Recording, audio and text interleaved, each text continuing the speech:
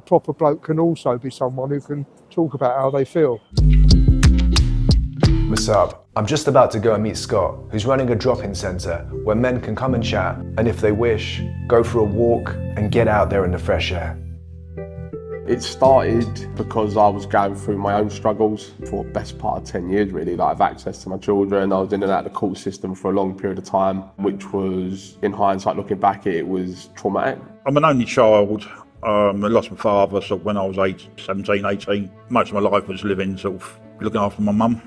She went down with dementia, was it about 6 years ago now, and that was a real big struggle for me. And that's when I really turned to alcohol. I was left with a binge drinking mentality that was just getting worse and a gambling addiction. But thankfully, I got some support for both of those and I'm 2 years off. I basically needed to try and find a way to help other people. I arranged the first ever walk and talk group for this organisation in Southwark, September 2020, with a vision that loads of men were going to come down and get involved, and no one turned up for the first ever walk other than Jack. He turned up 15 minutes late, and we had the best walk. And we posted the first ever group photo, and next week 2 more lads turned up. No, we're still here, mate. You come down. Amazing. All right. The first walk was on my wedding anniversary. The wife said to me, "Oh, go ahead, do the walk.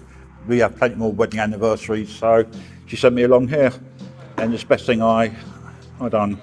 There's plenty of evidence that we're getting all quite isolated in our lives. This is an opportunity to meet up and have a bit of a laugh.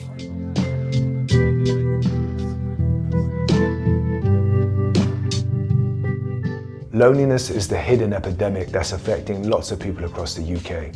When loneliness hits men, they have to overcome unique obstacles because of society's expectations around masculinity and manhood. The long-term effects can be anxiety, depression, so as well as affecting the individuals, it's affecting relationships and the economy. I think throughout history, men have been looked upon as the stronger sex. Nothing makes a man cry or nothing's too much for a man to deal with. But I know sort of myself that a lot of things, my wife is much stronger than me because she goes out and she's got friends.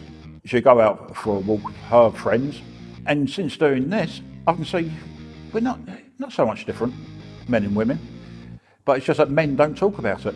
We have lots of conversations with guys that still wouldn't feel comfortable talking in a work environment because they might feel like if they've shown any signs of weakness at work, they might not get a promotion or whatever, And it's just the fact that they put weakness as a tag on to talking about mental health, which is the problem, is how we need to address. Women are a lot better in general at expressing their feelings, and we need to be able to do, guys need to be able to do that more.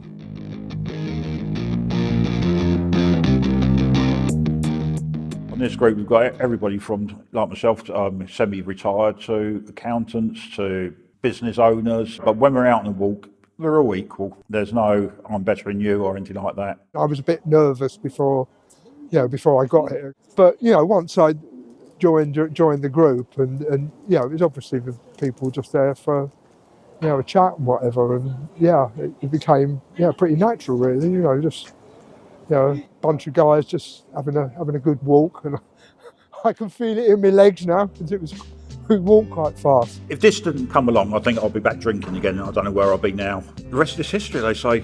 4 years sober almost, plenty of friends on the Proper Blokes, and I just love it. The Proper Blokes Club now built to over 500 guys that we've got 21 walks a week, and we are in 9 London boroughs at the moment, but that's going to grow throughout the year, yeah.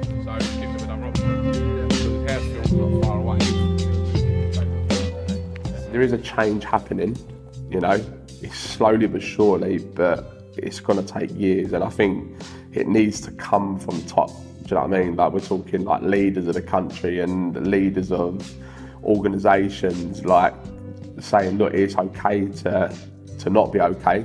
And I think that's what we do at the group, I think that whole analogy of us moving forward when we're walking, it's like we're moving forward in whatever our problems are as well, hopefully.